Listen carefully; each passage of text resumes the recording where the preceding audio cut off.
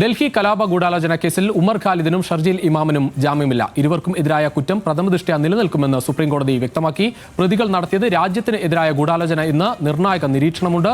മറ്റ് 5 പ്രതികൾക്ക് കർശന വ്യവസ്ഥകളോടെ ജാമ്യം അനുവദിച്ചു. ഷബ്ന കെ എം ചേരുകയാണ് കൂടുതൽ വിവരങ്ങളുമായി ലീഗൽ ഡെസ്കിൽ നിന്ന്. ഷബ്ന, നമ്മൾ പലപ്പോഴും കോടതികളുടെ ഭാഗത്ത് നിന്നൊക്കെ കാണാറുണ്ട്, വിചാരണ ഇല്ലാതെ തന്നെ ആളുകൾ ഇത്തരത്തിൽ ജയിലിൽ കഴിയുന്ന സാഹചര്യം മാറ്റണമെന്നൊക്കെയുള്ള നിർദ്ദേശങ്ങളൊക്കെ. പക്ഷേ ഇവിടെ 5 വർഷത്തിലധികമായി വിചാരണയില്ലാതെ ജയിലിൽ കഴിയുന്നു. പക്ഷേ ഇവിടെ എന്തായാലും കോടതി പറയുന്നത് രാജ്യത്തിനെതിരായ ഗൂഢാലോചനയാണ് പ്രതികൾ നടത്തിയതെന്ന നിർണായക നിരീക്ഷണം കൂടി സുപ്രീം കോടതി പറയുകയാണ്.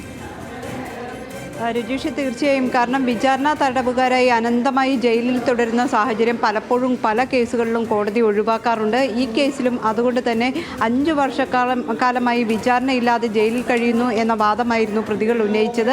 കൂടാതെ ഈ ഉമർ ഖാലിദ് ആകട്ടെ ഡൽഹി കലാപ കേസിൻ്റെ സമയത്ത് ഡൽഹിയിൽ ഉണ്ടായിരുന്നില്ല തുടങ്ങിയ വാദങ്ങളും ഉന്നയിച്ചിരുന്നു. മുതിർന്ന അഭിഭാഷകർ തന്നെ കൃത്യമായ വാദങ്ങൾ കോടതിക്ക് മുന്നിൽ ബോധിപ്പിക്കുകയും ചെയ്തു.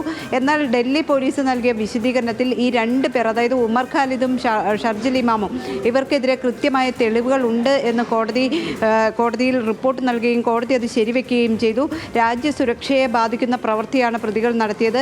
ഇവരുടെ പ്രസംഗങ്ങളിലും അതോടൊപ്പം തന്നെ വാട്സാപ്പ് ഗ്രൂപ്പുകളിലും അടക്കം ഇവർ നിരവധി തവണ ഈ ഡൽഹി കലാപത്തിന് കോപ്പുകൂട്ടി എന്ന് തന്നെയാണ് ഡൽഹി പോലീസ് കോടതിയെ അറിയിച്ചത്. അത് പ്രഥമ ദൃഷ്ട്യാ ശരിയാണ് എന്ന് സുപ്രീം കോടതി ശരിവെക്കുകയും ചെയ്തു. തുടർന്ന് ഈ 2 പ്രതികൾക്കും ജാമ്യം നൽകാൻ പറ്റില്ല എന്ന് കോടതി പറയുകയും അതോടൊപ്പം തന്നെ ഇവരോടൊപ്പം ജാമ്യാപേക്ഷ നൽകിയിരുന്ന മറ്റ് 5 പേർ, ഗൾഷിഫ ഫാത്തിമ അടക്കമുള്ള 5 പേർക്ക് കോടതി ജാമ്യം അനുവദിക്കുകയും ചെയ്തു. അവർ ചെയ്തിട്ടുള്ള കുറ്റകൃത്യം ഇവരുടേതുപോലെ സമാനമായ കുറ്റകൃത്യമല്ല എന്ന് നിരീക്ഷിച്ചാണ് ജാമ്യം അനുവദിച്ചത്. പക്ഷേ ഷർജീൽ ഇമാമും ഉമർ ഖാലിദും ഗുരുതരമായ കുറ്റകൃത്യമാണ് ചെയ്തത്. രാജ്യസുരക്ഷയെ ബാധിക്കുന്ന തരത്തിൽ, അതോടൊപ്പം തന്നെ രാജ്യത്തിൻ്റെ സാമ്പത്തിക സുരക്ഷയെ ബാധിക്കുന്ന തരത്തിലുള്ള കുറ്റകൃത്യങ്ങൾ ചെയ്തു.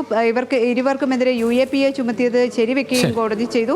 വിചാരണ കോടതിയോട് പെട്ടെന്ന് തന്നെ ഈ കേസിന്റെ വിചാരണ നടപടികൾ തീർക്കാൻ കോടതി നിർദ്ദേശിച്ചിട്ടുമുണ്ട്. ശരി ഷബ്ന.